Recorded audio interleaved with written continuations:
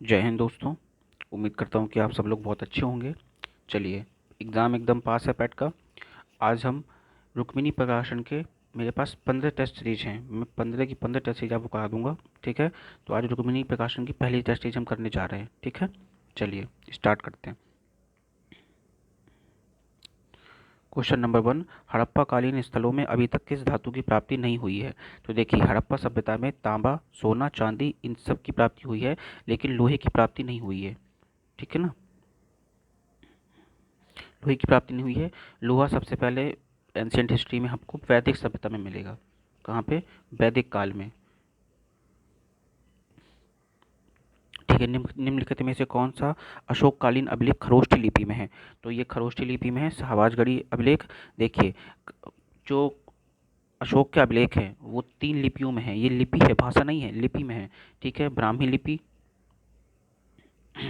ब्राह्मी लिपि, खरोष्ठी लिपि, अरामाइक लिपि।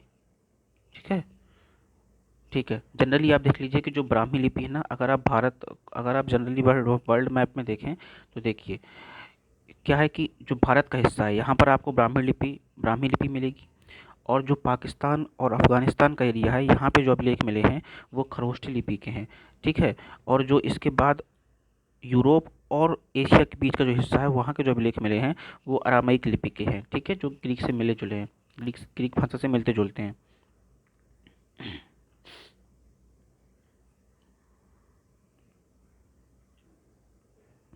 निम्नलिखित में से कौन सा बौद्ध पवित्र स्थल निरंजना नदी पर स्थित है? ठीक है, तो ये है बोध गया। देखिए, तो जो निरंजना नदी है ना, इसका एक दूसरा नाम है फल्गु रिवर। ठीक है ना, इसको तो बहुत ही याद रखिएगा। फल्गु रिवर, इसी फल्गु रिवर के किनारे जो बोधि वृक्ष है इसके नीचे बैठकर महात्मा बुद्ध जी को ज्ञान की प्राप्ति हुई। ठीक है, ज्ञान की प्राप्ति हुई इसीलिए। तो जो निरंजना नदी के तट पर स्थित कौन सा है? बोध गया। ठीक है ना, चलिए नेक्स्ट क्वेश्चन। झेलम नदी किनारे प्रसिद्ध वितस्ता का युद्ध किन किन शासकों के बीच हुआ? तो जो झेलम नदी है इसी को वैदिक काल में वितस्ता कहते हैं। ये क्वेश्चन बहुत आता है। जैसे सतलज नदी को सतुद्री कहते हैं, ऐसे कुछ नदियों के नाम हैं। ठीक है, तो झेलम को बोलते थे वितस्ता। तो वितस्ता नदी के किनारे जो युद्ध हुआ उसे बोलते हैं हाई डेस्पीच का युद्ध।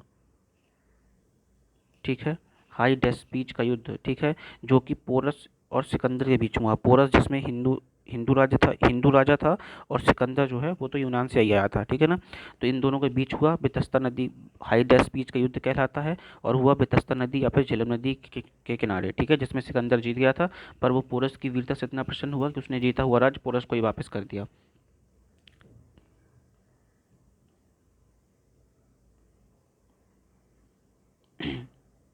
देखिए, नेक्स्ट क्वेश्चन जो का त्यों आ गया।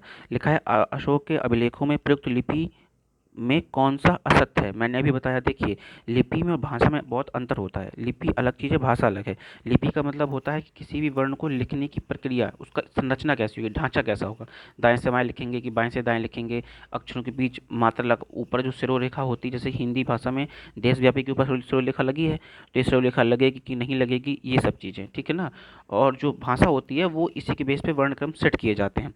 तो देखिए, खरोष्ठी लिपि है, ब्राह्मी लिपि है, अरामाइक भी लिपि है, लेकिन संस्कृत क्या है? भाषा है। तो इसका आंसर हो जाएगा डी। ठीक है, नेक्स्ट। निम्नलिखित में से आपको इन सबको सेट करना है। ठीक है ना, देखिए ऐसे क्वेश्चन पेपर में होते हैं चैलेंजिंग, चैलेंजिंग भी होते हैं और नंबर गेनिंग बहुत ज़्यादा होते हैं। तो इन ऐसे क्वेश्चन जरूर करने चाहिए। देखिए, तो है मार्ले मेंडो सुतार अधिनियम, साइमन कमीशन, चौराचारी घटना और डांडी मार्च। देखिए, मार्ले मेंटो सुतार अधिनियम आया 1909 में। ठीक, साइमन कमीशन कब आया? 1928 में। ठीक है, 3 फरवरी 1928 को भारत पहुंच गया था। चौराचौरी घटना कब हुई? 1922, 5 फरवरी को। ठीक है, और डांडी मार्च कब स्टार्ट की उन्होंने? 1930 में गांधी जी ने। अब देखो हुआ क्या। मार्ले मेंटो सुतार अधिनियम में क्या किया गया था? सांप्रदायिक निर्वाचन क्षेत्रों के बारे में जानकारी कर दी गई थी, यानी कि मुसलमानों के लिए पृथक निर्वाचन क्षेत्र बना दिए गए थे। ठीक, साइमन कमीशन जब आया था भारत में तो इसको व्हाइट कमीशन कहा गया, क्योंकि इसमें सारे के सारे अंग्रेज मेंबर ही थे और भारतीय प्रशासन को बेहतर बनाने के लिए सुझाव देने आए थे। तो इसका लाला लाजपत राय ने बहुत विरोध किया, तो इसका देशव्यापी आंदोलन हुआ इसके ऊपर। चौराचौरी घटना, चौराचौरी घटना कब हुई? आपको याद है असहयोग आंदोलन के बाद चौरा चौरी घटना हुई, जिसके बाद असहयोग आंदोलन को वापस ले लिया गया। तो ये हो गया असहयोग आंदोलन को वापस लेना। और डांडी मार्च, तो डांडी मार्च से क्या किया, नमक का अवैध निर्माण, अवैध निर्माण क्या, नमक कानून को तोड़ने के लिए ही उन्होंने डांडी मार्च को शुरू किया था। ठीक है, चलो अब मिला लेते हैं। तो हो गया 3-1, 3-3-1, और देखिए 3-1 इसमें देख लेते हैं ना कहाँ है, ये रहा 3-1-2-5, ठीक, 3-1-2-5। चलिए नेक्स्ट क्वेश्चन ले लेते हैं। वायसराय इरविन द्वारा गांधी जी द्वारा प्रस्तुत 11 सूत्री मांग पर कोई विचार न करने की स्थिति में नमक सत्याग्रह की शुरुआत हुई। अब देखिए ये क्वेश्चन थोड़ा सा अच्छा है। देखिए पहले हुई डांडी मार्च, ठीक है, तो जो डांडी मार्च जब स्टार्ट हुई तो ये हुई 5 मार्च से शुरू हुई और 12 अप्रैल तक चली। सॉरी, 12 मार्च से स्टार्ट हुई और 5 अप्रैल तक चली। ठीक है, 5 अप्रैल को जिस दिन गांधी जी डांडी पहुंच गए, ठीक है, उस दिन 6 तारीख को, फिर 5 तारीख के बाद 6 तारीख को उन्होंने नमक को सांकेतिक रूप से नमक कानून तोड़ने के लिए नमक हाथ में उठाया। ठीक है, इसी दिन से नमक सत्याग्रह की शुरुआत हुई। तो ये 6 अप्रैल से 6 अप्रैल 1930 से ये स्टार्ट हुआ। ठीक है, 1857 की क्रांति को किससे जोड़ा जाता है, कमल एवं चपाती, कमल एवं गेंदा, कमल एवं तलवार। देखिए ये कमल एवं जो चपाती है ये उसका सिंबल रूप था, जब एक दूसरे तक संकेत पहुंचाने होते थे तो कमल एवं चपाती का यूज करते थे। ठीक है, हंटर आयोग द्वारा गठन किस लिए हुआ था, हंटर आयोग का गठन। देखिए 1913 अप्रैल 1919 का जो जलियांवाला बाग हत्याकांड हुआ था उसकी जांच के लिए हंटर आयोग का गठन किया गया था। ठीक है, तो ये लिखा है जलियांवाला बाग हत्याकांड की जांच के लिए। ठीक है, देखिए ऐसे क्वेश्चन आपको ना भीड़ से बहुत आगे ले जाएंगे, एग्जाम फॉर्म बहुत ज़्यादा है, कंपटीशन बहुत हाई है, तो पढ़ाई बहुत अच्छे से करनी है। ठीक है, चलिए, भारतीय राष्ट्रीय कांग्रेस के प्रथम अधिवेशन में से किसकी पदावधि में हुआ था, टेन्योर, मतलब ये पहला कांग्रेस का गठन अधिवेशन किसके टाइम पे हुआ था। तो पहला अधिवेशन 1885 में हुआ था और इस समय अपने जो वाइसराय थे वो कौन थे, लॉर्ड डफरिन। ठीक, चलिए नेक्स्ट क्वेश्चन, भारत में किस राज्य की सीमा नेपाल से मिलती है। तो देखिए अगर नेपाल की बात करें तो ये रहा, मान लीजिए नेपाल, और ये रहा सिक्किम, और ये रहा भूटान। तो अब मिला दीजिए, तो देखिए ये रहा उत्तराखंड, उत्तराखंड के बाद ये रहा यूपी, यूपी के बाद ये रहा बिहार, ठीक है, और बिहार से बाद यहाँ रहा पश्चिम बंगाल, और ये रहा सिक्किम। ठीक है ना, तो इसमें से पूछ रहा है किस किस सीमा मिलती है, और ये एरिया जो है ये असम का एरिया है। ठीक है ना, ये असम का एरिया है। तो इतने राज्य, 1 2 3 4, 4 5 राज्य मिलते हैं। ठीक है, उत्तराखंड, यूपी, बिहार, और ये रहा पश्चिम बंगाल का हिस्सा, सिक्किम का हिस्सा, और असम का हिस्सा। ठीक, तो अरुणाचल प्रदेश नहीं, मणिपुर नहीं, पंजाब नहीं, सिक्किम। तो देखिए इसका आंसर क्या हो जाएगा, सिक्किम। ठीक है, मैप, वर्ल्ड ज्योग्राफी मैप बहुत इजी है, आप चाहें तो आराम से चेक करके देख सकते हैं। ठीक है, चलिए, भारत के किस राज्य में शहरी जनसंख्या का परसेंटेज सबसे अधिक है। ये बहुत अच्छा क्वेश्चन है। देखिए तो भारत में शहरी परसेंटेज, जनसंख्या का परसेंटेज पूछ रहा है। ठीक है ना, कि टोटल जनसंख्या, राज्य की टोटल जनसंख्या में शहरी परसेंटेज कितना है। तो देखिए भारत में जो टोटल परसेंटेज जनसंख्या में है वो तो है 31। ठीक है, वो है 31.2% टोटल जनसंख्या भारत में। ठीक है, इंडिया में। अब ठीक है ना, और अ, जनसंख्या, अगर शहरी शहरी जनसंख्या की बात करें किसी राज्य में, तो हाईएस्ट जनसंख्या परसेंटेज के मामले में है वो है गोवा। ठीक है ना, और दूसरे नंबर में आ जाता है महाराष्ट्र। ठीक, तो इसमें गोवा नहीं दिया है, सीधा महाराष्ट्र दिया है, तो इसका आंसर हो जाएगा महाराष्ट्र।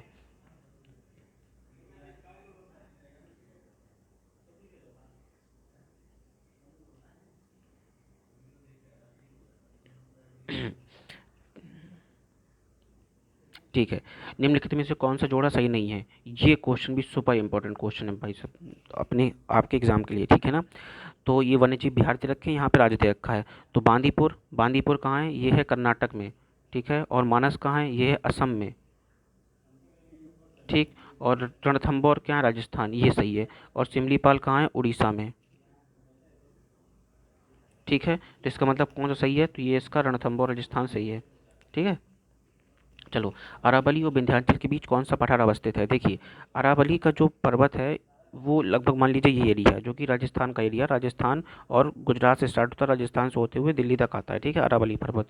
और ये रही विंध्याचल रेंज, ये विंध्याचल रेंज जो कि मध्य प्रदेश में, मुख्यतः मध्य प्रदेश में फैली हुई है, ठीक है। अब इसके बीच जो पठार मिलता है वो है मालवा का पठार, ठीक है ना, मालवा का पठार, ठीक है। और एक चीज़ और याद रखिए, ये तो मालवा पठार आपने पढ़ लिया। दूसरा, अरावली की जो सबसे ऊंची चोटी है उसका नाम है गुरु शिखर, ठीक है, ये एग्जाम की दृष्टि से बहुत इंपॉर्टेंट है, ठीक है। गुरु शिखर अरावली की सबसे ऊंची चोटी है।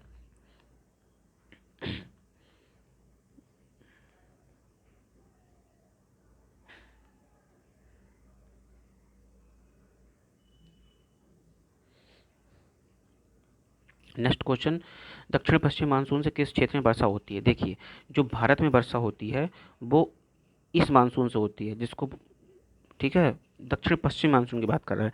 तो दक्षिण पश्चिम मानसून से जो वर्षा होती है इसको बोलते हैं लौटता हुआ मानसून, ठीक है ना, इस मामले में। तो ये जो दक्षिण पश्चिम मानसून से वर्षा होती है ये तमिलनाडु के क्षेत्र में होती है, तमिलनाडु के पूर्वी तट पर, ठीक है। बी, सांसद स्थानीय विकास निधि योजना कब स्टार्ट की गई थी? तो ये 1993 में स्टार्ट की गई थी, ठीक है।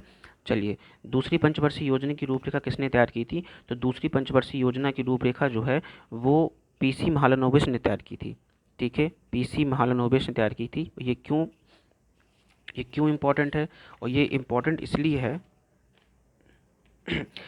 इसलिए है दूसरी पंचवर्षीय योजना कि इस योजना में जो मुख्य उद्देश्य दिया था वो उद्योगों के विकास के लिए दिया गया था, ठीक है ना, ताकि उद्योगों का जो ज़्यादा से ज़्यादा विकास किया जाए देश में, ठीक है। और इसी विकास क्रम में जो सबसे ज़्यादा इम्पोर्टेंट काम किया गया, वो जो पेपर से भी बहुत इम्पोर्टेंट है, वो ये 3 इस्पात संयंत्र स्थापित किए गए देश में, कहाँ कहाँ उनके नाम और वो देख लीजिए, ठीक है ना। देखिए, पहला राउरकेला, पहला स्टार्ट हुआ राउरकेला में, राउरकेला, ये है कहाँ? ये है उड़ीसा में, ठीक है। दूसरा है भिलाई, छत्तीसगढ़,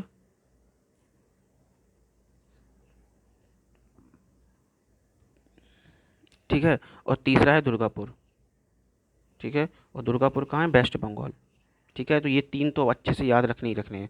राउरकेला कहाँ है? उड़ीसा, भिलाई कहाँ है? छत्तीसगढ़ में, और दुर्गापुर कहाँ है? वेस्ट बंगाल में, ठीक। चलिए,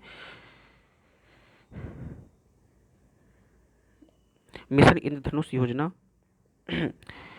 किससे संबंधित है? तो देखिए, मिशन इंद्रधनुष योजना जो है ये टीकाकरण से संबंधित, जो बच्चों के टीकाकरण होते हैं। मिशन इंद्रधनुष में कितने 7 रंग होते हैं, और भारत में ऐसे ही छोटे बच्चों को जो 8 बीमारियों से संबंधित जो टीके हैं उसमें एक टीका और जोड़ दिया गया था। तो 8 बीमारी से संबंधित जो टीके लगाए जाते हैं उसको मिशन इंद्रधनुष का नाम दिया गया, ठीक है।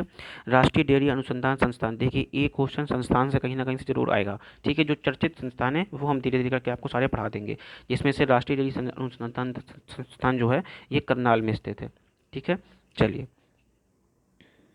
रिजर्व बैंक के गवर्नर के अनुसार निम्नलिखित कारकों में से कौन रुपयों, हाँ, रुपए के विनिमय मूल्य को निर्धारित करते हैं? तो देखिए, विनिमय मूल्य का मतलब होता है कि जब हम डॉलर की तुलना में या दुनिया की किसी भी मुद्रा की तुलना में अपने रुपए की मुद्रा को एक्सचेंज करते हैं, उसे कहते हैं रुपए का विनिमय, ठीक है। तो इसमें कौन कौन से फैक्टर काम करेंगे देख लीजिए। उच्च मुद्रास्फीति दर, हाँ ठीक है, जब हमारे देश में महंगाई बढ़ेगी, जाहिर सी बात है, जब हमारे हमारे देश में महंगाई बढ़ेगी तो हम बाहर से वस्तु मंगाना चाहेंगे, और जब बाहर से वस्तु मंगाना चाहेंगे तो हमको उस खरीदने के लिए सपोज डॉलर चाहिए तो डॉलर की डिमांड बढ़ेगी और रुपए की मूल्य कम होगी। तो उच्च मुद्रास्फीति से क्या है, विनिमय दर घट प्रभावित होगा। उच्च राजकोषीय घाटा, जब हमारे देश में राजकोषीय घाटा बढ़ेगा तो फिर रुपए की पूर्ति कम होती है, और रुपए की पूर्ति कम होने से भी डॉलर की डिमांड बढ़ती है और फिर उससे विनिमय प्रभावित होता है। और उच्च कच्चे तेल की कीमतें, कच्चे तेल देखिए, भारत कच्चा तेल बाहर से परचेज़ करता है, हमारे देश में है नहीं। जब बाहर से परचेज़ करेंगे तो बाहर तो, अब वैश्विक बाजार में तो रुपए नहीं चलते ना, वहाँ तो डॉलर ही चलेगा।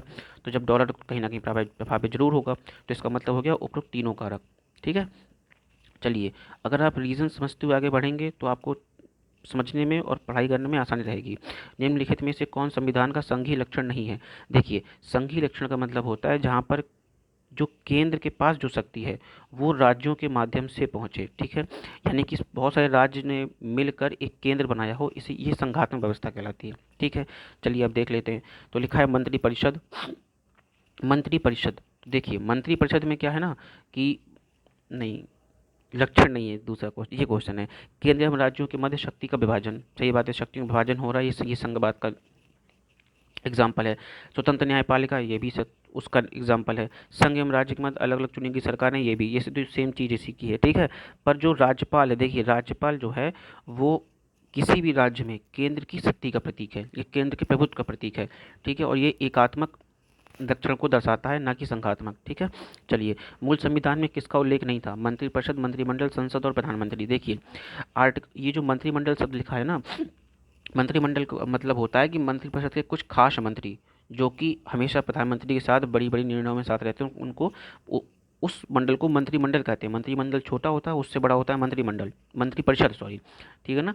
तो अब मंत्रिमंडल ये क्यों है? देखिए, शुरुआत संविधान में मंत्रिमंडल शब्द नहीं था, लेकिन 44वें संविधान संशोधन के तहत ना आर्टिकल नंबर 352 में एक बात जोड़ दी गई कि अगर देश में 352 के तहत आपातकाल लगाना है, राष्ट्रीय आपातकाल लगाना है, तो पहले मंत्रिमंडल की लिखित सिफारिश एक बार आवश्यक होगी राष्ट्रपति के लिए, ठीक है ना, तभी राष्ट्रपति लगाएगा। बस ताकि इसका दुरुपयोग ना हो, आर्टिकल 352 का दुरुपयोग ना हो, क्योंकि इसके पहले इंदिरा गांधी उसका एक बार दुरुपयोग कर चुकी थी। इसी बात को लेकर मंत्रिमंडल शब्द जोड़ा गया, ठीक है। चलिए, सर्वोच्च न्यायालय में संविधान के आधारभूत ढांचे सिद्धांत को कब प्रतिपादित किया गया? देखिए, आधारभूत ढांचे का मतलब ये होता है कि कुछ ऐसे प्रावधान संविधान में किए गए हैं जिनको जो हमारे अधिकारों की रक्षा करते हैं, ठीक है। तो कोई भी सरकार या आने वाली कोई भी व्यवस्था कुछ ऐसा ना हो कि व्यक्ति के अधिकारों को कम कर दे, ठीक है, और तानाशाही जैसी रास्ते पे चल पड़े। इसके लिए संविधान के आधारभूत ढांचे की व्याख्या की गई, जो कि संविधान ने की, जो कि सर्वोच्च न्यायालय ने की, ठीक है। और ये केस कौन सा था? इस केस का नाम है केशवानंद भारती केशवानंद भारती वाद 1973। ये बहुत इंपॉर्टेंट वाद है, ठीक है। ये डेट सहित याद रख लीजिएगा, क्योंकि जनरली कभी कभी क्वेश्चन पूछता है कि केशवानंद भारती वाद कब आया था, तो 1973 में वाद आया था, आपको ये याद होना चाहिए, ठीक है ना। चलिए, चलिए, नेक्स्ट क्वेश्चन, निम्नलिखित में से कौन सा सुमेलित नहीं है? तो देखिए, वंदी प्रत्यक्षीकरण, to have the body of, देखिए जनरली क्या है, इनको ना रिट कहते हैं। रिट का मतलब क्या होता है? जब, जैसे ऊपर पढ़ के आए मौलिक अधिकार, तो जब किसी व्यक्ति के मौलिक अधिकारों का हनन हो रहा हो, तो वो अपने अधिकारों की वापसी के लिए या अधिकारों को प्राप्त करने के लिए हाई कोर्ट या सुप्रीम कोर्ट जा सकता है।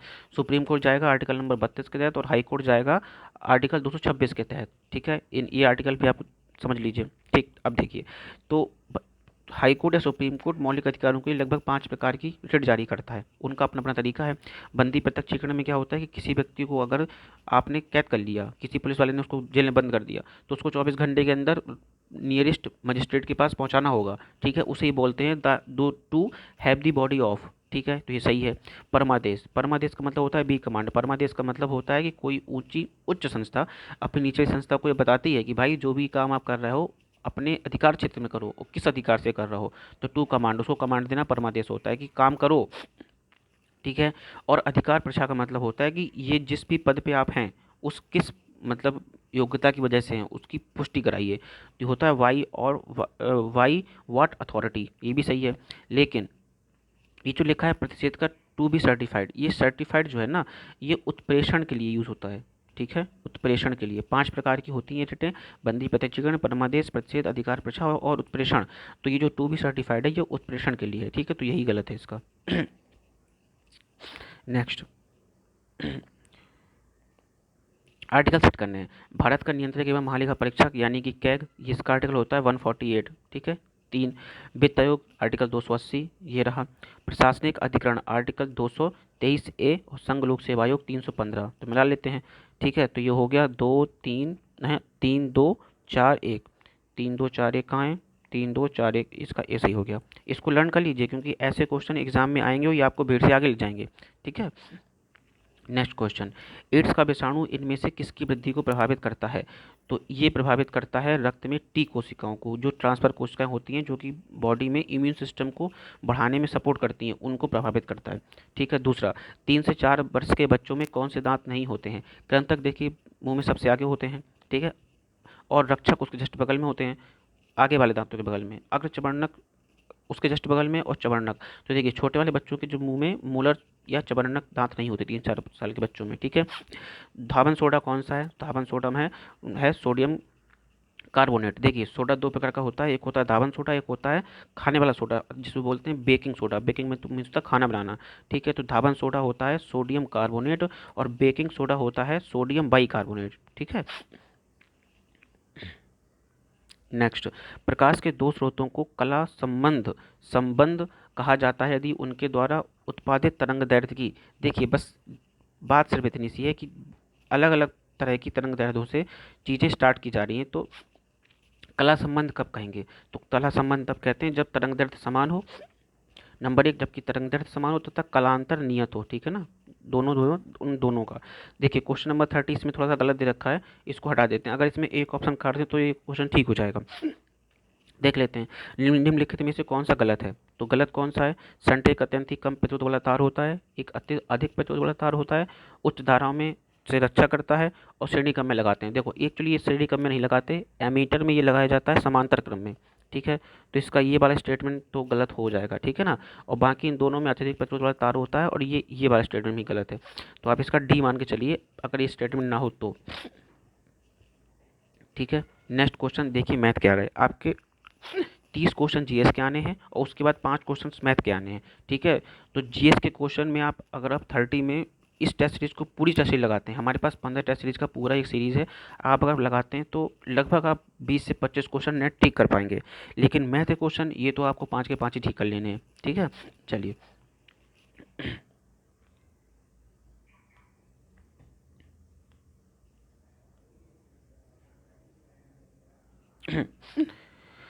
क्वेश्चन है इनमें से सबसे छोटी भिन्न कौन सी है। तो देखिए 3/15 का मतलब क्या हो गया? 1/5, यानी इसके नीचे ही लिखते हैं। 3/15 का मतलब हो गया 1/5, 5/20 का मतलब हो गया 1/4 और 8 बटे इसका हो गया 1/8 और इसका हो गया 1/400, ठीक है। देखिए सबका अंश बराबर है, तो सबसे छोटी भिन्न कौन सी होगी? जिसका हर सबसे बड़ा है, क्योंकि डेसिमल में वैल्यू जाएगी ना बहुत आगे तक, तो सबसे छोटी भिन्न कौन सी हो गई? 25/1000, ठीक है। नेक्स्ट क्वेश्चन 37249 का मान कितना है? देखिए ऐसे क्वेश्चन एक्चुअली एग्जाम में ना ऑप्शन वाइज करने चाहिए, ठीक है ना, क्योंकि अगर आपको इसका वर्गमूल निकालना आता है, ठीक है, तब तो ठीक है, और अगर वर्गमूल निकालना नहीं आता है तो आप इन सबका मल्टीपल करके आंसर निकाल लीजिए, है कि नहीं। एग्जाम में टाइम इतना है कि आप ये काम कर सकते हैं, पर जी से क्वेश्चन करने के बाद मैथ में आइए, ठीक है। तो इसका आंसर आएगा 193, इन दोनों को जब मल्टीपल करेंगे तो आप देख लेंगे, देख लीजिएगा, ठीक है। चलो, एक परीक्षा में स्पंदना ने 50 में से 22 अंक प्राप्त किए हैं, उसे एक और परीक्षा देनी होगी, उसे प्राप्त पास करने के लिए उसे कुल मिलाकर 56% नंबर चाहिए, ठीक है। और नेक्स्ट परीक्षा कितनी है? 75 नंबर की, चलो ठीक है। और दूसरी परीक्षा में उसके अंक को परसेंटेज कितना था? अब देखिए ये क्वेश्चन थोड़ा सा है, इसको सीरियसली इस क्वेश्चन को अच्छे से पढ़िए पहले एक बार, ठीक है ना। देखो उसने दो परीक्षाएं देनी है, एक परीक्षा देनी है, 50 में 22 अंक प्राप्त कर चुकी है, दूसरी कितने की है? 75 की है। टोटल नंबर कितने चाहिए? 50%, 56%। वो कह रहा है कि 75 में जितने नंबर अब वो पाएगा 56 पूरा करने के लिए, वो 75 का कितना परसेंट है। तो इजी क्वेश्चन है, अब देख लीजिए। तो टोटल पूर्णांक कितना है? 50 ये हो गया और 75 ये हो गया, ठीक है। 50 और 75 कितना हो गया? 125। 125 का 56% निकालोगे 70 आ जाएगा, ठीक है। 70 में से कितना? 22 वो ला चुकी, 22 वो ला चुकी, कितना और लाना है? तो उसको 48 और लाना है, यानी कि 75 का 48 और लाना है। तो बस अब आप 48/75 का परसेंटेज निकाल लीजिए, 100%। तो तीन थ्री टाइम ये कट जाएगा 48, 70 और 4 टाइम ये कट जाएगा, ठीक है। और 3 से इसको कट करिए, तो 3 वन जा 3, 3 6 जा 8 और 16 4 जा 64, तो इसका आंसर कितना आ गया? 64%, ठीक है। एक बार फिर से अगर आपको मेथड समझ में ना आया हो तो एक बार वीडियो को पॉज करके फिर से देख लीजिए, ठीक है, आ जाएगा 64%। आपकी एक भी दुविधा को छोड़ के नहीं जाएंगे, सारा का सारा समाधान करके ही जाएंगे। अगर आपको कोई भी एक्स्ट्रा क्वेश्चन पूछना है तो आप बिल्कुल आप कमेंट बॉक्स पे आइए और ज़रूर कमेंट कीजिए कि आपको सही लगा गलत लगा, जो भी आपको मन में आ रहा है वीडियो देख के ज़रूर ज़रूर सजेस्ट करिए, ठीक है ना। हम उसमें सुधार भी करेंगे अगर कुछ भी आप कहेंगे तो, ठीक है। 1/3000 को आवर्ती दशमलव के रूप में लिखिए। दशमलव के रूप में लिखना बहुत ईजी है, देखो 1/3 है, मान लो कैसे डिवाइड करें, तो 1/1000 कर दो। अब देखो 1/3 की वैल्यू कितनी होती है? 3.3 आएगी, 0.33 आएगी हर बार, सॉरी 0.33 आएगी हर बार, बस ठीक है। अब 0.3 के पहले, अब चूंकि ये 3 वैल्यू है तो इसको तो छोड़ भी सकते हैं, अब नेगलेक्ट कर सकते हैं क्योंकि ये 5 से छोटी है, ठीक है ना। तो अब 3 है और नीचे 3 जीरो लगे हैं, तो इसका आंसर लगा दो, 1 2 3 और 3, लो ये आ गया, ठीक है।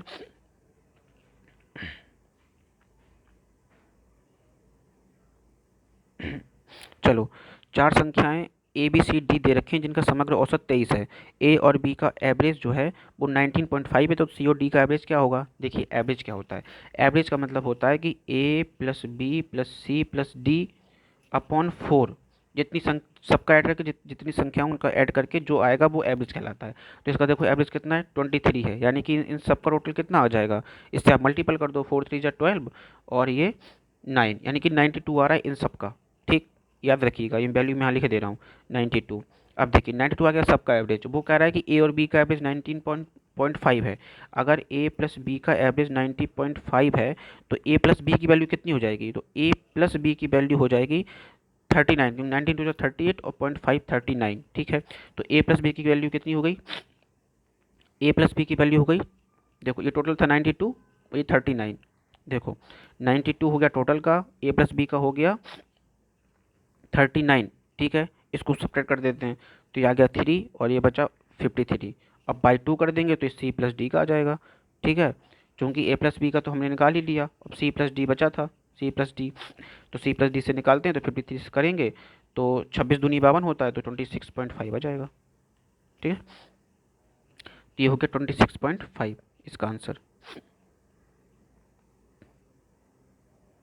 चलो, सत्याग्रह का संधि विच्छेद करिए। तो सत्याग्रह का संधि विच्छेद क्या होगा? सत्य प्लस आग्रह।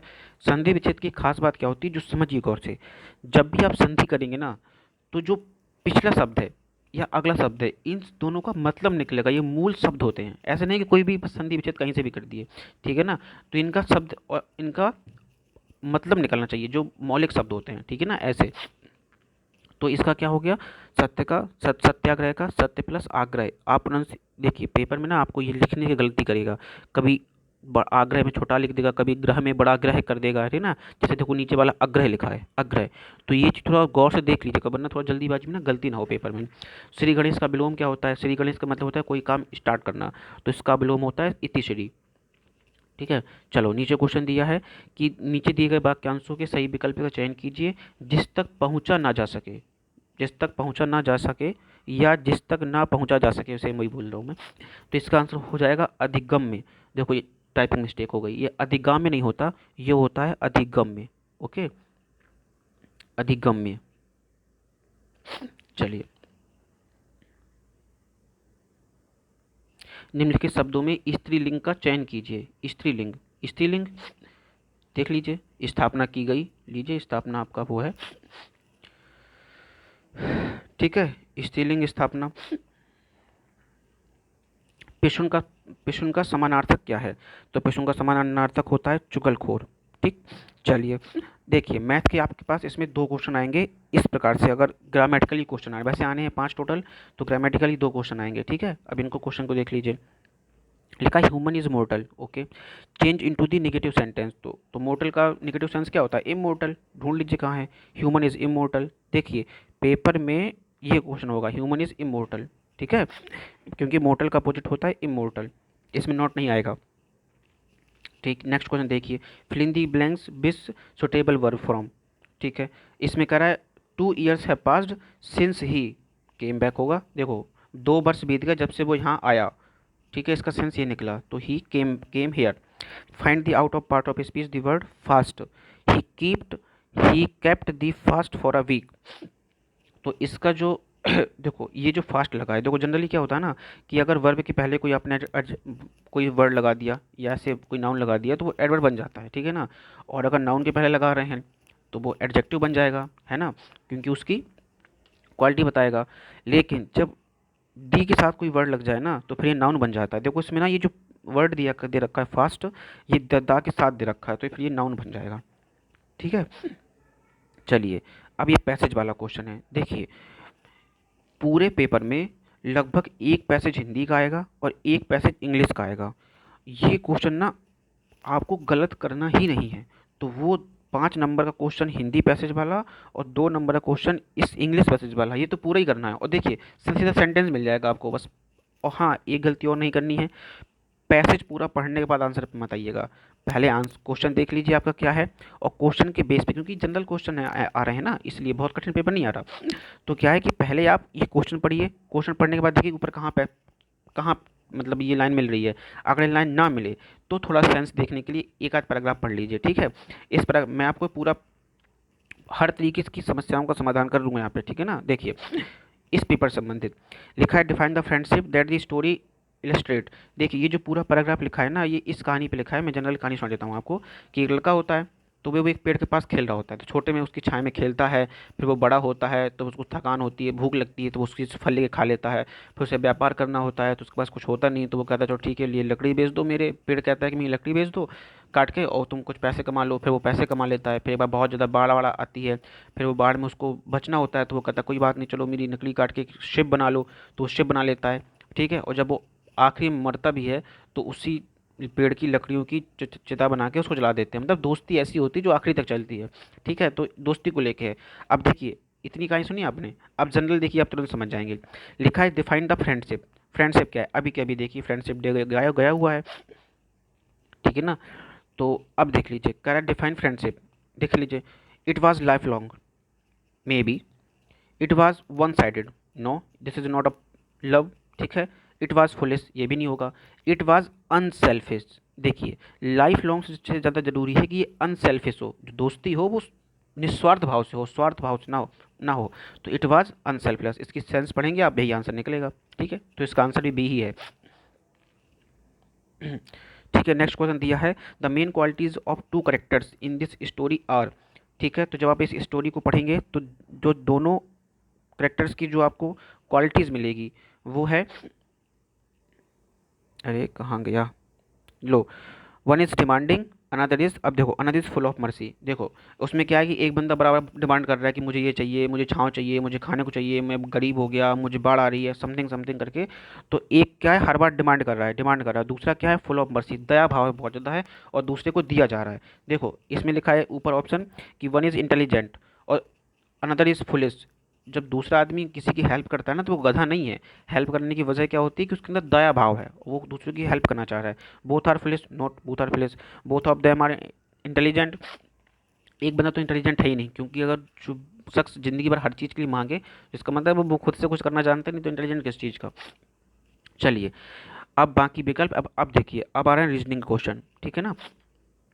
रीजनिंग क्वेश्चन देख लेते हैं। चलो दिए लिखा है, प्रश्नों में दिए गए विकल्पों में अक्षर और संख्या को चुनिए। लिखा है जैसे कि टेडपोल का मेढक, तो शावक का क्या होगा। देखो मेढक के बच्चे को कहते हैं टेडपोल, ठीक है। ऐसे ही शेर के बच्चों को क्या कहते हैं, शावक, इसका आंसर भी हो गया।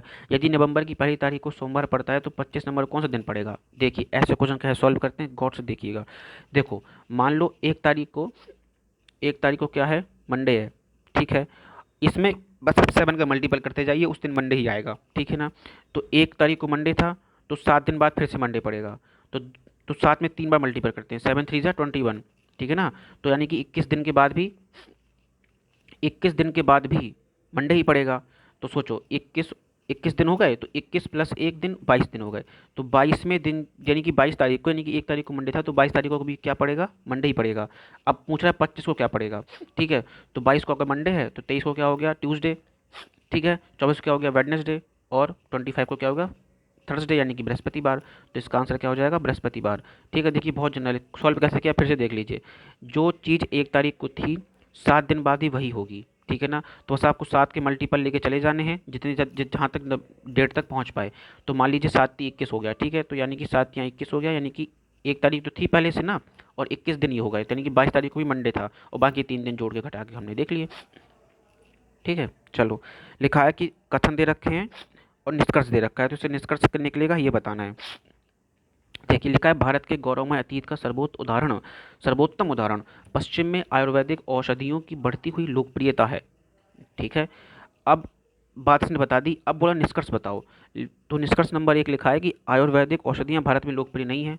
ऐसा तो इससे निष्कर्ष निकल ही गया। इससे निष्कर्ष ये निकल रहा है कि यूरोप में या फिर पश्चिम में भारतीय औषधियाँ लोकप्रिय हैं, ये निष्कर्ष निकल रहा है। ये तो नहीं निकल रहा, तो ये तो गलत हो गया। दूसरा लिखा है कि भारत में एलोपैथिक औषधियाँ लोकप्रिय नहीं हैं, ये भी निष्कर्ष नहीं, एलोपैथिक तो डिस्कस ही नहीं हुआ, तो ये भी गलत है। तो इसका आंसर हो जाएगा ना तो 1 और ना ही 2, ठीक है। चलो लिखा है यदि b = 2 मैट = 34, तो जगल क्या होगा। ओहो कितना इजी क्वेश्चन है, देखिए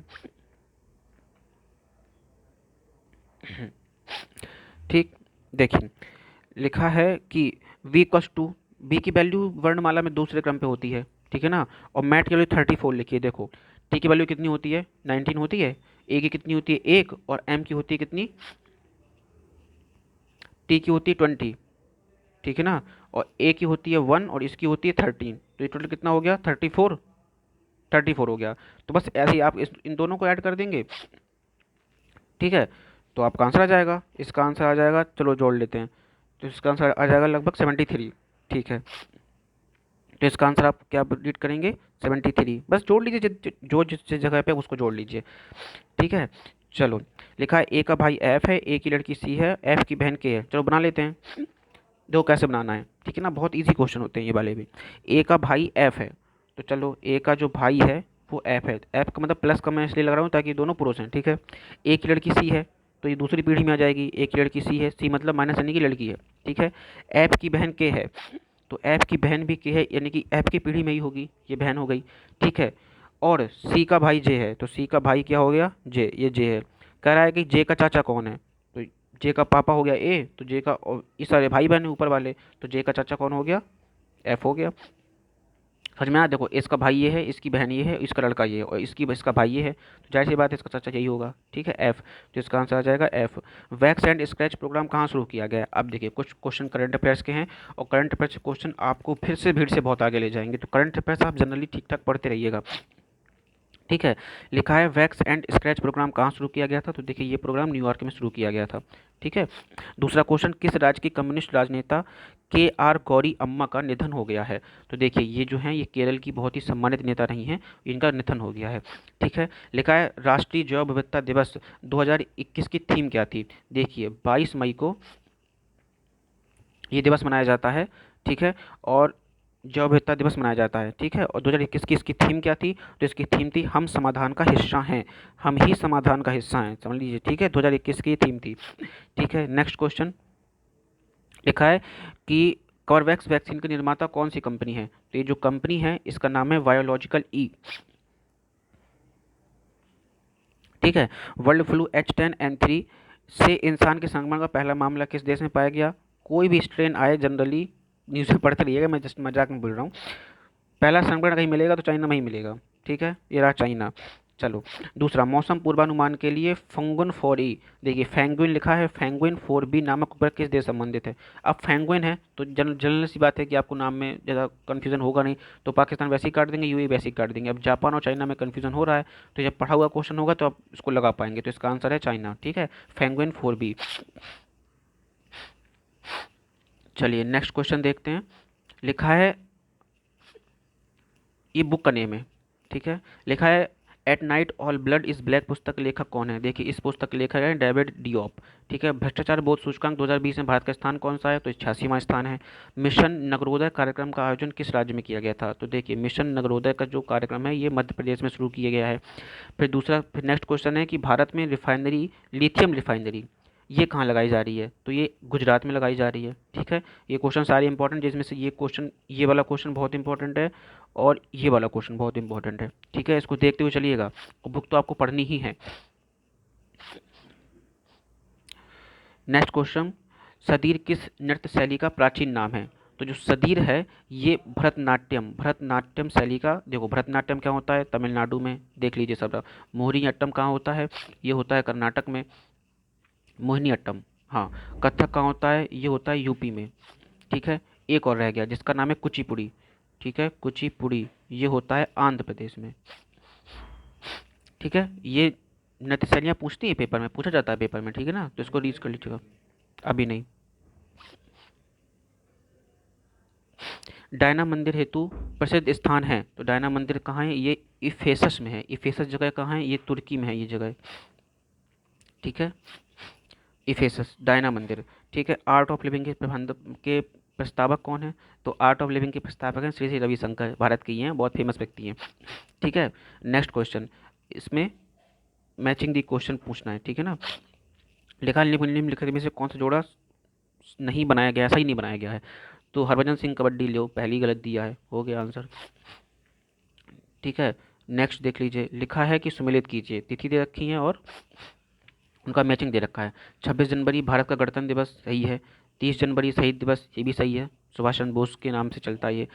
1 फरवरी तटरक्षक दिवस, ये भी सही है। और 4 फरवरी विश्व कैंसर दिवस, ये भी सही है। तो 1 2 3 4 सही है। ठीक है। नेक्स्ट क्वेश्चन है एपिको आंदोलन, चिपको, नर्मदा और सांत घाटी आंदोलन। ठीक है, चलो मिला लेते हैं। एपिको आंदोलन एपी हेडगे सही है। चिपको आंदोलन बहुगुणा, ये भी सही है। नर्मदा बचाओ मेधा पाटेकर, ये भी सही है। शांत घाटी आंदोलन, शांत घाटी आंदोलन बाबा आमटे का नहीं है, बाबा आमटे तो एक समाज सुधारक थे। ठीक है, ये शांत शांत घाटी जो आंदोलन है ये सुगाथा कुमारी का है। किसका है? सुगाथा कुमारी। देखिए कुछ नाम आप लर्न कर लीजिए। सपोज आपको सुगाथा कुमारी नहीं पता था, कोई बात नहीं, आपको 3 पता होने चाहिए। अगर ये 3 पता थे तो चौथी की दिक्कत नहीं है। ये 3 इंपॉर्टेंट भी हैं। एपिको आंदोलन पी हेडगे, चिपको आंदोलन बहुगुणा और नर्मदा बचाओ मेधा पाटेकर, आप इनको लर्न कर लीजिए। ठीक। मिताक्षरा पुस्तक लेखक कौन है? ये हैं विज्ञानेश्वर गुप्त काल के हैं। ठीक है, इनका नाम याद रखिएगा। सेंटियागो किस देश की राजधानी है? देखिए ज्योग्राफी का क्वेश्चन स्टार्ट हो गया। सेंटियागो, सेंटियागो चिली देश की राजधानी है। सेंटियागो जो है वो चिली देश की राजधानी है, चिली की राजधानी है। तो है कहाँ? दक्षिण अमेरिका महाद्वीप में है। चिली के बगल में क्या है? अर्जेंटीना। ठीक है। थॉमस कप किस खेल से संबंधित है? तो ये बैडमिंटन से संबंधित है। अगर आप मैच वगैरह देखते रहते हैं तो याद रहेगा, पर ये बहुत इंपॉर्टेंट क्वेश्चन है। थॉमस कप वाला अक्सर पूछ रहता है पेपरों में। ओलंपिक ध्वज के संदर्भ में कौन सम्मिलित नहीं है? इस बार ओलंपिक चल रहा है। ओलंपिक से कहीं से भी कोई भी क्वेश्चन मिले आपको सीरियसली ही लेना है, उसको एकदम मजाक में नहीं लेना है, और उससे पेपर में क्वेश्चन आगे रहेगा। ठीक है, तो देख लेते हैं। लिखा है नीला यूरोप, सही है। पीला एशिया, ये भी सही है। काला ऑस्ट्रेलिया, ये गलत है। कौन सा सुमित नहीं है? बस ये सुमित नहीं था, काला। तो देख अब मैं सारे बता देता हूँ आपको। ठीक है, तो नीला यूरोप का है, ये सही है। पीला से एशिया का, ये भी सही है। हरा ऑस्ट्रेलिया का, ये भी सही है। काला कहाँ का है? ये अफ्रीका का है काला। ठीक है, तो कौन सा होगा? ये अफ्रीका का। कितने सिंबल उसमें रंग कितने होते हैं ओलंपिक के उसमें सिंबल में? तो 5 होते हैं, एक बचा कौन सा? लाल। और ये लाल कहाँ का है? ये है अमेरिका का। ठीक है, अमेरिका देश का नहीं, अमेरिका महाद्वीप का एक्चुअली, ध्यान रखिएगा। तो नीला यूरोप का, पीला एशिया का, हरा ऑस्ट्रेलिया का, काला अफ्रीका का और लाल अमेरिका का। ठीक, देखिए गद्यांश आ गया। जैसे वाले क्वेश्चन है आपको मैं फिर से बता दूं, याद रखना है। गद्यांश का एक भी क्वेश्चन गलत नहीं करना है। सेम टू सेम ज्यों का त्यों जैसा ऊपर लिखा है बस वही चीज़ देखनी है। पहले क्वेश्चन पे आइए, ऊपर देखिए सब मिल जाएगा। एक मैं करके दिखा देता हूँ आपको अभी। ठीक है, दे रखा है उपयुक्त अवतरण का सर्वाधिक उपयुक्त शीर्षक क्या होगा? देखिए शीर्षक तो हम बाद में देख ही लेंगे, पहले मेन क्वेश्चन सॉल्व कर लेते हैं। ठीक है, जब इसको पढ़ेंगे आप तो इसको कर पाएंगे। लिखा है कलाकार की कला का मूल उपकरण क्या है? कलाकार की कला का मूल उपकरण क्या है? पढ़ लेते हैं ऊपर, अब इसको तो पढ़ना ही पड़ेगा। ठीक है, तो मूल उपकरण कहाँ है? ये रहा। तो कलाकार की कला का मूल उपकरण क्या है? ये रहा, भावबोध की कला। ये लिखा है भावबोध की कला। ठीक है, तो चलो देख लो यहाँ पे, तो इसका आंसर आ जाएगा भावबोध की कला। ठीक, लिखा है अभिव्यक्ति में, तो ऊपर जाते हैं फिर से अभिव्यक्ति देख लेते हैं। लिखा है कि अभिव्यक्ति में केवल वस्तु तत्व माध्यम है और आत्म तत्व प्रधान। ठीक है, बस यही आंसर दे रखा होगा, देखिएगा। देखो ये दे रखा है कि अभिव्यक्ति में वस्तु तत्व माध्यम है और आत्म तत्व प्रधान, बस हो गया आंसर। ठीक है, ऐसे ही आप बस आपको सिर्फ मैचिंग करनी है, आप मैचिंग करते जाएंगे आंसर आपका आता जाएगा। ठीक है ना, बस देखते, अब बाकी भी नीचे लगा दे रहा हूँ, अब आप ऊपर पढ़ के देख लीजिएगा। ठीक है ना, ठीक है। और ये वाला क्वेश्चन भी देख लीजिए, उपयुक्त शीर्षक कौन सा होगा? तो इसका होगा अभिव्यक्ति सिद्धांत। ठीक है, तो इसका पहले का हो जाएगा अभिव्यक्ति सिद्धांत, अभिव्यक्ति सिद्धांत, और दूसरे का होगा भावबोध, और तीसरे का होगा अभिव्यक्ति में क्या क्या होता है। तो अभिव्यक्ति में भाषा वस्तु तत्व माध्यम है और आत्म तत्व प्रधान है। अभिव्यक्ति और निर्मिति में क्या अंतर है? ऊपर सेम टू सेम लाइन ही लिखी है, तो उसमें साफ लिखा है कि अभिव्यक्ति में आत्म तत्व प्रधान रहता है, वस्तु तत्व गौण रहता है। तो ये वाला आंसर इसका होगा। ठीक है, सी वाला। और 75 देख लेते हैं। तत्व दृष्टि से सौंदर्य क्या है? तो तत्व दृष्टि से जो सौंदर्य है वो चेतना का फल है, चेतना का फल, ऊपर लिखा है, लाइन ही लिखी है सीधी। ठीक है, ऐसी सेम क्वेश्चन गद्यांश नंबर 2 के हैं। ठीक है, तो गद्यांश नंबर 2 देखिए, छोड़ेंगे कुछ नहीं, पढ़ाएंगे पूरा, पेपर थोड़ा लेंथी हो जाएगा। ठीक है ना, जब आप इसको पढ़ेंगे तो सीधी सीधी लाइन मिल जाएंगी। लिखा है सिंधु घाटी सभ्यता संबंधी प्रमाणों के अनुसार, ये पूरा आर्टिकल जो है वो झंडों से संबंधित है। ठीक है ना, तो अभी जब भी आप देख लीजिएगा इसको। ठीक है, झंडों से संबंधित लिखा, युद्ध काल में झंडों का उपयोग किया जाता था। शांति काल में, युद्ध काल और शांति काल दोनों अवस्था में झंडों का उपयोग किया जाता था। तो बस यही इसका आंसर है, सी। उस समय झंडे के उपयोग का मुख्य उद्देश्य क्या था? तो वो था उत्साह का उत्पन्न करना। जागृति उत्पन्न करना, सॉरी, ठीक है, ऊपर लाइन देखिए जागृति को लेके, तो जागृति उत्पन्न करना। भारतीय पुराणों के अनुसार झंडे का कैसा महत्व था? तो ये धार्मिक महत्व था, वैदिक काल में इसका धार्मिक महत्व दिखाया गया है, ठीक है, ऊपर उसमें लिखा हुआ है। ध्वजादान कहते हैं, तो ध्वजादान का मतलब क्या था कि पुरोहितों को झंडे के बदले पैसा देना नहीं, देवी देवताओं के सम्मान में ध्वजारोहण करना, ये था झंडा दान। आज भी होता है भारतीय संस्कृति में। बौद्ध लोग झंडे का उपयोग किस लिए करते थे? तो ये करते थे अपने आराधना स्थलों का संकेत देने और धर्म के प्रचार के लिए, ठीक है। ज्यों का त्यों आप पैराग्राफ पढ़िए, आपको ये लाइनें ज्यों की त्यों मिल जाएंगी, ठीक है ना, और इससे एक भी क्वेश्चन गलत नहीं करना है एग्जाम में। चलिए, अब पाई चार्ट के क्वेश्चन आ गए हैं, लिखा है एस आर के, एस के और ए के, एच आर के, वीडियो में दे रखा है। देखिए, टोटल सर्कल है तो कोण के मामले में कितना होगा 360 डिग्री, और बाकी परसेंटेज आपको दे रखा है, ठीक है। अब क्वेश्चन सॉल्व कर लेते हैं हम लोग। चलिए, तो पहला क्वेश्चन कह रहा है कि एस आर के को पसंद करने वालों की तुलना में एस के को पसंद करने वालों का अनुपात क्या है। चलो, एस के का परसेंटेज और के आर का देख लेते हैं। एस के का 30%, एस आर के का 25%, तो 30/25 कितना हो जाएगा? एस आर के का कितना है 25 और एस के का 30, तो 25/30 कर दीजिए, तो 25/30 करेंगे तो 5/6 आ जाएगा आंसर, है कि नहीं। तो इसका आंसर आ जाएगा 5/6। एच आर का समरूपी क्षेत्र कोण कौन सा है? एच आर का समरूपी क्षेत्र एंगल पूछ रहा है। चलो एंगल देख लेते हैं किसका, एच आर का। तो एच आर कितना है 20%, 20% है। अब देखो टोटल टोटल एंगल कितना है, पूरे सर्कल का एंगल कितना है 360 डिग्री, तो 360 डिग्री का 20% निकालोगे आ जाएगा 72 डिग्री, है ना। तो इसका आंसर हो जाएगा 72 डिग्री। यदि परिवार में 40 लोग हैं, ठीक है, और ए को पसंद करते हैं और बी डी को पसंद करते हैं, तो उसमें दोनों में डिफरेंस क्या है? अब ए के और बी डी को देख लेते हैं। चलो, तो ए के कितना है 15%, बी डी कितना है 10%, ठीक है, यानी कि 5% का डिफरेंस दोनों में आ रहा है ना। और टोटल कितने लोग हैं 40%, 40 लोग हैं परिवार में, तो 40 मेंबर का 5% कितना होगा? 4×5 = 20, 2। 40 का 5% कितना हो जाएगा? ठीक है, 2 हो जाएगा, ठीक। यदि एच आर को पसंद करने वालों लोग 80 हों तो ठीक है, टोटल एच आर को पसंद करने वाले 80 है, तो एस के और एस आर के को पसंद करने वालों का टोटल कितना है? देखो, एच आर को पसंद करने वाले 80 हैं, एच आर का परसेंटेज कितना था देख लो, एच आर का परसेंटेज है 20%, और इनका एस आर के और एस के का कितना है 30 और 25, 30-25 कितना हो गया 55%, इसका कितना है 20%। ये रहा क्वेश्चन, ठीक है।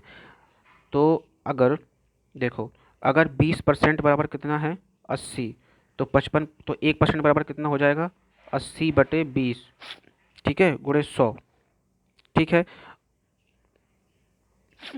1% बराबर, तो 1% बराबर हो जाएगा 80/20%, 20% लिखो, ठीक है ना, सिर्फ अभी अभी। और फिर 55% निकालना है हमको, तो 55% जो आंसर आ जाएगा वो आ जाएगा 220, ठीक है। सी मल्टीप्लाई कर लीजिए, इसी से क्वेश्चन हो जाएगा।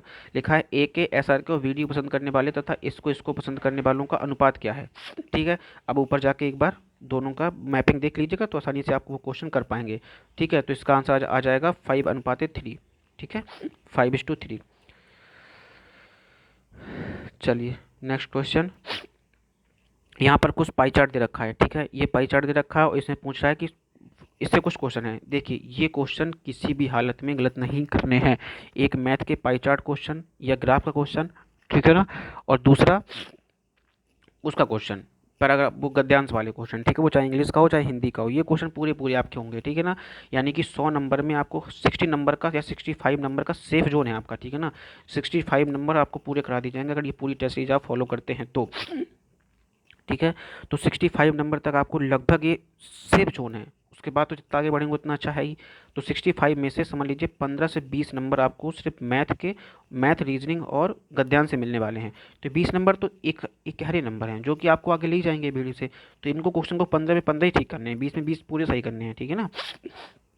चलिए, लिखा है कह रहा है कि दिए गए सोयाबीन का औसत, दिए गए वर्षों में सोयाबीन का एवरेज आयात कितना हुआ है। तो बस देख लीजिए एवरेज आयात कितना हुआ है, एवरेज देख लेते हैं। तो इसमें ये आयात दे रखा है, सोयाबीन का एवरेज निकालना है, तो इन सबको जोड़ के और 1 2 3 4 5 6 6 से घटा देंगे। तो सबको जोड़ के जब घटाएंगे, जब सबको जोड़ के घटाएंगे तो इनका एवरेज आ जाएगा, टोटल इनका आ जाएगा 2503, और बटे 6 करेंगे तो इसका आंसर आ जाएगा 417.16, 417.16। ये रहा सी है उसका ऑप्शन, ठीक है। दूसरा दे रहा है 2011 की तुलना में 12 में सोयाबीन के आयात में कितने % की वृद्धि हुई। देख लेते हैं। 11 और 12 की तुलना करा रहा है, तो देखिए 11 में कितना आया 120 और 12 में कितना आ गया 340। कितनी वृद्धि हुई परसेंटेज पूछ रहा है, वृद्धि परसेंटेज पूछ रहा है ना, तो वृद्धि परसेंट का फॉर्मूला क्या होता है कि 340 12 में आया, पहले कितना था 120 और बटे 120, ठीक है ना, और गुणे 100 कर दो परसेंटेज बनाने के लिए। तो इसका आंसर कितना आ जाएगा, जब आप इसको सॉल्व करेंगे तो आ जाएगा 183.133। ठीक है, बस सॉल्व कर लीजिएगा आप। ठीक है, कितने वर्षों में सोयाबीन का आयात दिए गए वर्षों में सोयाबीन के औसत आयात से अधिक होगा। देखो हमारा एवरेज कितना कितना निकला था ऊपर 417। ठीक है, याद रखिएगा। अब देखो 417 से ऊपर कितनी साल हैं, सिर्फ एक साल ये है और एक साल ये है, यानी कि 13 और 16 की 2 सालें हैं ऐसी हैं जो कि एवरेज से भी ऊपर आयात हुआ है। ठीक है, तो देखो यहाँ पे कहीं 2 दे रखा होगा ऑप्शन में, ये रहा 2, सही है। चलो 89वां दे रखा है कि 2015 में सोयाबीन का आयात 2012 के सोयाबीन के आयात से कितने परसेंट अधिक है। 2015 में 12 से कितना अधिक है। चलो जैसे अभी अधिक का देखा था क्वेश्चन, फिर से देख लेते हैं। तो 15 में हुआ 390 और 12 में कितना हुआ 340। तो 340 से 390 में कितना अधिक हुआ। ठीक है,